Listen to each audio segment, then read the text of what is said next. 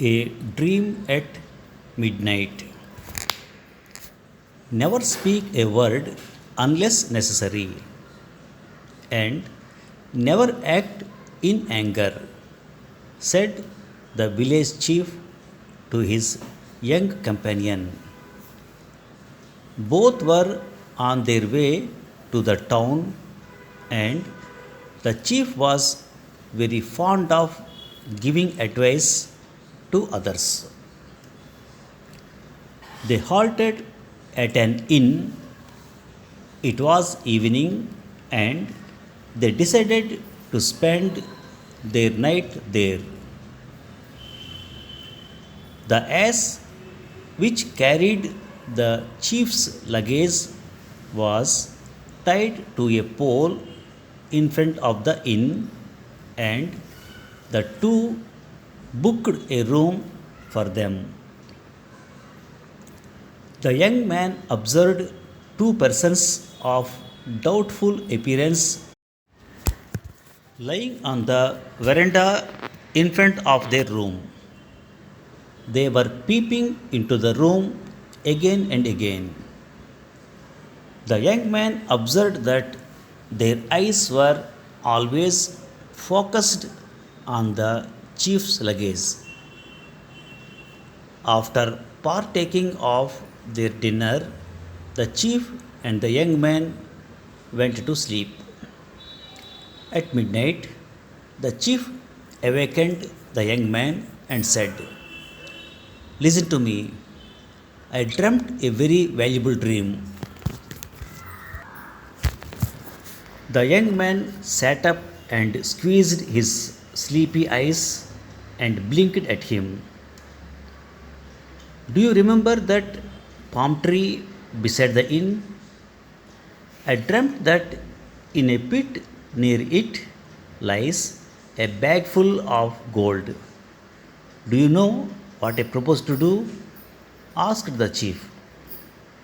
"No, sir." "Then you are a fool. I must pick up that bag and carry it away. It is a moonlit night. We must do the needful before daybreak. Now go to sleep," said the chief.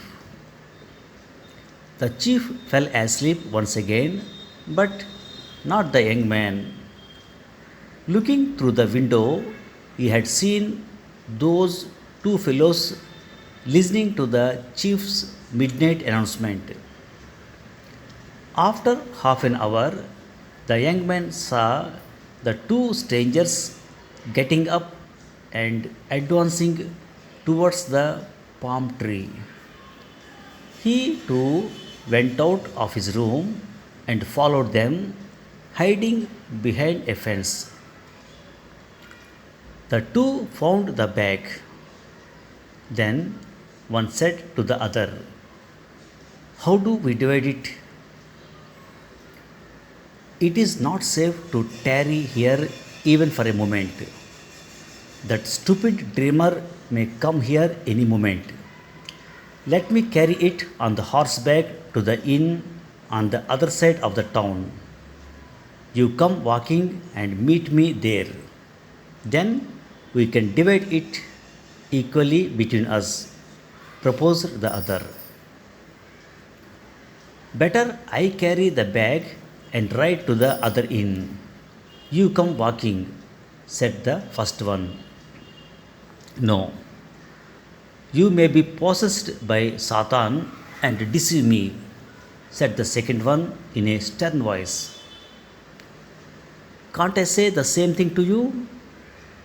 You too may be possessed by the Satan," grumbled the first fellow.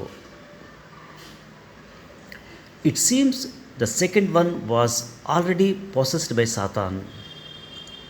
He drove his dagger into the other man's chest and threw him into the pit from which they had got the bag. He then rode away. The young man saw all this. Fear almost crippled him. He managed to return to his room after a while. The village chief woke up just before the dawn. By that time, the young man had fallen asleep. Get up, you good for nothing idler, he shouted at the young man, giving him a blow. The young man sat up. Follow me, ordered the chief. The young man had no time to tell him that visiting the pit was of no use. The chief untied his ass and drove it towards the pit. He was absolutely sure of getting the wealth of which he had dreamt. All that was necessary was to put it on the ass's back. The ass suddenly stopped. The pit was still yards away.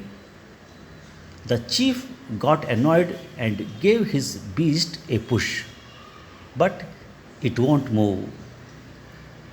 The young man tried to tell him that the ass has smelt a dead body and that is the reason why it is unwilling to go farther. But the moment the young man opened his mouth, the chief commanded him to shut up. The ass won't move, however, he tried. Mad with anger, the chief suddenly drove his dagger into its flank. The ass lay dead. Then the chief jumped into the pit. Imagine his shock when he found there a corpse instead of gold. He shrieked and jumped out of it and clasped the young man. Master, you never let me tell you what happened, said the young man, and he narrated the whole episode to him. Why did you not wake me up when you saw them picking up the bag? The bag was to be mine since I dreamt of it, said the chief. Sir, that would have resulted in your death, for they were bandits or in a scuffle which would have attracted others in the inn, calmly explained the young man. Just then, they saw three policemen coming towards the inn, dragging a fourth man along. It was already morning. They could recognize the fellow. He was the murderer of his companion. This fellow was riding with this bag. When he saw us, he tried to turn his horse. The horse stumbled against a rock and threw this fellow off its back. This fellow was trying to escape, but we captured him. Let us examine what this bag contains, said the policeman. They opened the bag. The village chief and the young man too looked into it with great curiosity. The innkeeper had also joined them. It contained some ordinary stones. Good God, why should this fellow try to hide this from anybody? This bag had been left on a veranda by a lunatic and I had thrown it into the pit, said the surprised innkeeper. What? Only stones? No gold? And I killed. The bandit stopped when he became conscious that what he was going to say could be dangerous to himself. Whom did you kill? Asked the policeman. The bandit said nothing, but by then the innkeeper's servant had found out the corpse of the bandit and that of the ass. The police instantly bound the man they had captured with a strong rope. They were, of course, not bothered about the killer of the ass. The village chief did not speak for a long time. Then he told the young man, You did good by not calling me at night. You seem to be wise. No, master, I am not wise. I only follow the advice you give me from time to time, humbly said the young man. The chief understood how foolish he had been himself.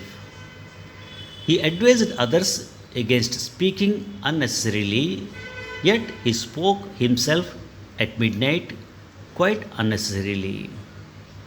He advised others not to act rashly, but he acted rashly himself and lost his ass. Only if he practiced what he preached. Thank you for listening.